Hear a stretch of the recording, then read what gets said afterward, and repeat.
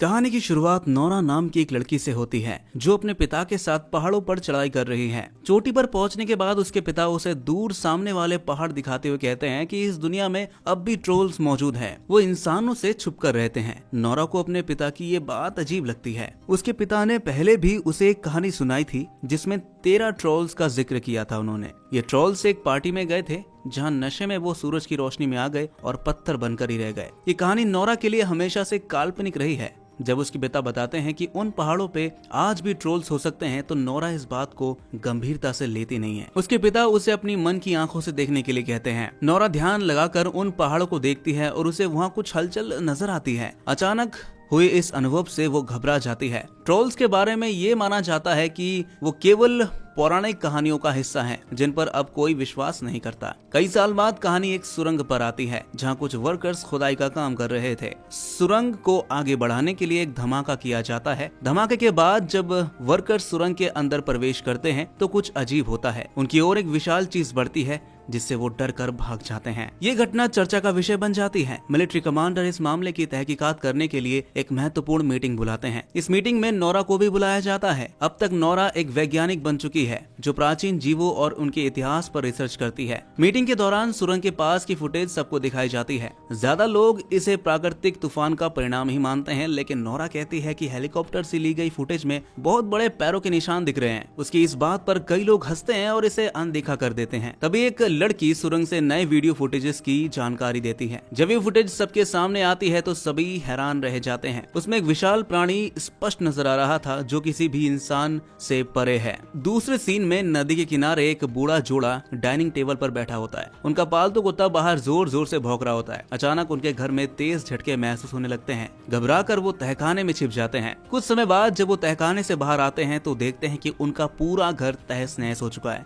ये अजीब घटनाएं सभी को चौंका देती है। इस घटना की जांच के लिए नोरा और उसके साथी एंड्रियास को भी बुलाया जाता है। उनकी मुलाकात एक कैप्टन से होती है जो बताता है कि नदी पार करके कोई बहुत बड़ी चीज आई थी और उसने घर को तबाह कर दिया। वहाँ बड़े बड़े पैरों के निशान भी मौजूद हैं। ये निशान करीब 3 किलोमीटर तक जाते हैं लेकिन अचानक खत्म हो जाते हैं। सभी इस रहस्य को सुलझाने की कोशिश कर रहे हैं कि अगर ये विशाल चीज बाहर से आई है तो आखिर गई कहाँ। इस रहस्यमयी घटना को लेकर नोरा अपने पिता के पास जाती है। उसके पिता ने ट्रोल्स पर बहुत गहन अध्ययन किया है, मतलब बहुत जानकारी है उनके पास। वो पहाड़ों और वहाँ के रहस्य पर गहराई से रिसर्च करते आ रहे हैं। नोरा का मानना है कि उनके पास इस गुत्थी को सुलझाने की कोई ना कोई जानकारी तो जरूर होगी। अब नोरा अपने पिता के घर पहुंचती है तो वहाँ उसे ट्रोल्स की कई तस्वीरें और पुराने नोट्स मिलते हैं। उसके पिता उसे बताते हैं कि सालों पहले भी पहाड़ों से कोई बड़ी चीज निकली थी लेकिन वो अचानक से गायब हो गई थी। गवर्नमेंट को इस बारे में पता था लेकिन उन्होंने ये बात दुनिया से छुपा कर रखी। नोरा उन्हें बताती है कि आज भी पहाड़ों से कुछ निकलता है। उसके पिता को पूरा यकीन हो जाता है कि वो चीज ट्रोल्स के अलावा कुछ और नहीं हो सकती। वो नोरा और उसके साथियों को उस रहस्य से जुड़ी जानकारी देने का फैसला करते हैं। नोरा अपने पिता एंड्रियास और कैप्टन के साथ उस जगह पहुंचती है जहां पैरों के निशान मिले थे उन्हें। नोरा के पिता बड़े ध्यान से पहाड़ों और पत्थरों का निरीक्षण करते हैं। एंड्रियास और कैप्टन उन्हें पागल समझते हैं क्योंकि पूरी दुनिया उनके पिता की ट्रोल्स की बातों को केवल एक अफवाह और कहानी ही मानती है। यहाँ तक कि नोरा भी ज्यादा कंफर्म नहीं है कि ये बातें सच भी है या नहीं। जब नोरा अपने पिता से कहती है कि वहाँ कुछ भी नहीं है तो अचानक आसमान में बादल छा जाते हैं। उसे एक अजीब सी गंध महसूस होती है।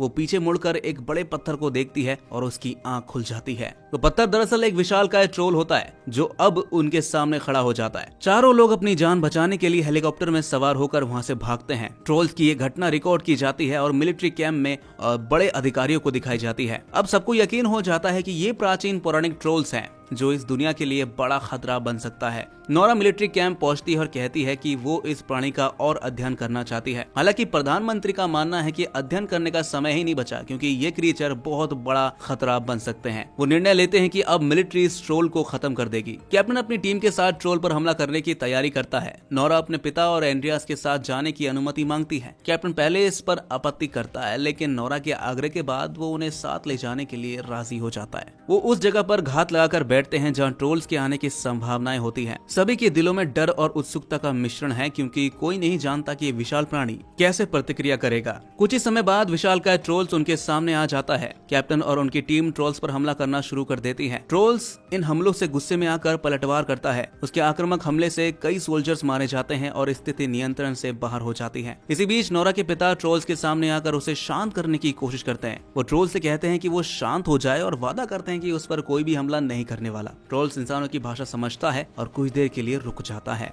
लेकिन इससे पहले कि नोरा के पिता कुछ और कह पाते, सोल्जर फिर से उस पर हमला कर देते हैं। गुस्से में ट्रोल्स उनके टैंक को कुचल देता है और नोरा के पिता पर भी हमला कर देता है। नोरा अपने पिता के पास दौड़कर जाती है। अपने आखिरी पलों में वो नोरा से कहते हैं, रॉयल पैलेस, घर। इसके बाद उनकी मृत्यु हो जाती है। नोरा इस घटना से पूरी तरह टूट जाती है। अपने पिता को खोने के बाद नोरा बेहद उदास हो जाती है। बचपन में उसने अपनी माँ को खो दिया था और अब उसके पिता भी नहीं रहे। वो अपने पिता के नोट्स का अध्ययन करती है और ये पता लगाती है कि ट्रोल्स चर्च की घाटियों की आवाज से नफरत करते हैं। यही वजह है कि वो हमेशा चर्चों पर हमला करते थे। नोरा कमांडर से कहती है कि ट्रोल्स को खत्म करने के लिए बम गिराने की बजाय उनके पास एक उपाय है। वो सुझाव देती है कि चर्च की घंटियों का इस्तेमाल करके ट्रोल्स को नियंत्रित किया जा सकता है। प्रधानमंत्री उसे ये मौका देते हैं और नोरा एक योजना तैयार करती है। नोरा हेलीकॉप्टर पर चर्च की घंटियां लगवाती है। ये हेलीकॉप्टर ट्रोल्स के चारों ओर उड़ते हैं। घंटियों की आवाज से ट्रोल्स बेकाबू हो जाता है और हेलीकॉप्टर पर हमला कर देता है। एक समय ऐसा आता है जब एक बच्चे की जान खतरे में बढ़ जाती है। हैरानी की बात तो ये है कि ट्रोल्स बच्चे को बचा लेता है। ये देखकर पूरी दुनिया हैरान रह जाती है। जब ट्रोल्स उस हेलीकॉप्टर को देखता है जिसमें नोरा होती है तो वो शांत होकर वहां से चला जाता है। हालांकि नोरा ने ट्रोल को शांत करने की कोशिश जरूर की, लेकिन वो पूरी तरह सफल नहीं हो पाई। सरकार इसे एक बड़ा खतरा मानते हुए निर्णय लेते हैं कि ट्रोल्स को मिसाइल से खत्म कर दिया जाए। इसके लिए पूरे शहर को खाली करवाया जाता है। नोरा इस फैसले से असहाय महसूस करती है, यानी कि वो इसके अगेंस्ट थी और समझ नहीं पाती कि अब करना क्या है। तभी उसे अपने पिता के आखिरी शब्द यानी रॉयल पैलेस, वो घर याद आता है। वो इन शब्दों का अर्थ समझने की कोशिश करती है और अपने साथी एंड्रियस के साथ किंग पैलेस जाने का फैसला करती है। किंग पैलेस पहुंचने पर नोरा और एंड्रियस की मुलाकात किंग के चीफ मिनिस्टर से होती है। चीफ मिनिस्टर उन्हें बताता है कि पौराणिक कहानियों के अनुसार जहां किंग पैलेस खड़ा है वहां पहले ट्रोल्स का घर हुआ करता था। वर्तमान राजा के पूर्वजों ने ट्रोल्स को मारकर इस स्थान पर अपना महल बनवाया था। चीफ मिनिस्टर उन्हें एक गुप्त स्थान पर ले जाता है जहाँ बड़े बड़े ट्रोल्स के कंकाल रखे हुए थे। ये देखकर नोरा को यकीन हो जाता है कि उसके पिता की कहानियां सच थी। वो यूवी लाइट का उपयोग करके एक ट्रोल्स की हड्डी को पत्थर में बदलते हुए देखती है। इससे उसे समझ में आ जाता है कि ट्रोल्स को हराने का एक तरीका जरूर है। नोरा कैप्टन से बात करती है और बताती है कि ट्रोल्स को यूवी लाइट से हराया जा सकता है। वो सुझाव देती है कि ट्रोल्स को खुले में लाने और उसे नियंत्रित करने के लिए एक बड़ा यूवी लाइट सिस्टम तैयार करना होगा। नोरा और उसकी टीम ट्रोल्स को आकर्षित करने के लिए एक ट्रोल्स के कंकाल को गाड़ी में बांध देते हैं। ट्रोल्स उस कंकाल की ओर आकर्षित होकर उनकी गाड़ी का पीछा करता है। जब गाड़ी रुकती है तो ट्रोल्स कंकाल को उठाकर देखता है और भावुक हो जाता है, यानी इमोशनल हो जाता है। लेकिन जब कंकाल उसके हाथ से गिरकर टूट जाता है तो ट्रोल्स गुस्से में भड़क उठता है और गाड़ी का पीछा करने लगता है। नोरा और एंड्रियस ट्रोल्स को उस जगह तक ले जाते हैं जहां कैप्टन और उनकी टीम यूवी लाइट सिस्टम के साथ तैयार थी। जैसे ट्रोल वहां पर पहुंचता है, कैप्टन और उनकी टीम यूवी लाइट सिस्टम को चालू कर देती है। यूवी लाइट की तेज किरणें ट्रोल्स पर पड़ती है और वो पत्थर में बदलने लगता है। दर्द के कारण वो जोर जोर से चिल्लाने लगता है। ये देखकर नोरा को एहसास होता है कि ट्रोल्स को मारना नैतिक रूप से गलत है। नोरा तुरंत उन मशीनों को बंद करने का आदेश देती है जो यूवी लाइट छोड़ रही थी। नोरा ट्रोल्स के सामने खड़ी होकर जोर से चिल्लाती है वो इंसानों से दूर अंधेरे में कहीं छिप जाए, वरना इंसान उसे खत्म कर देंगे। ट्रोल्स उसकी बात समझता है और जाने की कोशिश करता है, लेकिन इससे पहले कि वो पूरी तरह बच पाता, सूरज की किरणें उस पर गिरने लगती हैं। सूरज की अल्ट्रा वायलेट किरणें ट्रोल्स के लिए घातक साबित होती है। वो पत्थर का बनकर वहीं गिर जाता है और चूर चूर हो जाता है। इस तरह ट्रोल्स का अस्तित्व ही खत्म हो जाता है। प्रधानमंत्री नोरा से कहती है कि उसके पिता की सारी कहानियां सच थी। हालांकि नोरा और एंड्रियस ट्रोल्स की मृत्यु से बहुत ज्यादा दुखी थे। एंड्रियस, जो अब तक सरकार के लिए काम कर रहा था, अपनी नौकरी छोड़ने का फैसला करता है। वो लेखक बनना चाहता है और ट्रोल्स की कहानियों को लिखने की योजना बनाता है। नोरा और एंड्रियस मिलकर एक नई यात्रा पर निकलने का फैसला करते हैं। एंड्रियस पूछता है कि क्या इस दुनिया में और भी ट्रोल्स हो सकते हैं। नोरा जवाब देती है कि नॉर्वे की पहाड़ियों में ट्रोल्स की होने की संभावना है। नोरा और एंड्रियस नॉर्वे की ओर रवाना होते हैं, ये सोचते हुए कि प्रकृति के इन अद्भुत जीवों के बारे में और भी जानकारी मिल सके उन्हें। ये कहानी हमें सिखाती है कि प्रकृति के सभी जीव, चाहे वो कितने भी अलग क्यों ना हो, उनके साथ इंसाफ करना जरूरी है। कुदरत ने उन्हें भी बनाया है और उनकी भी अपनी जगह है।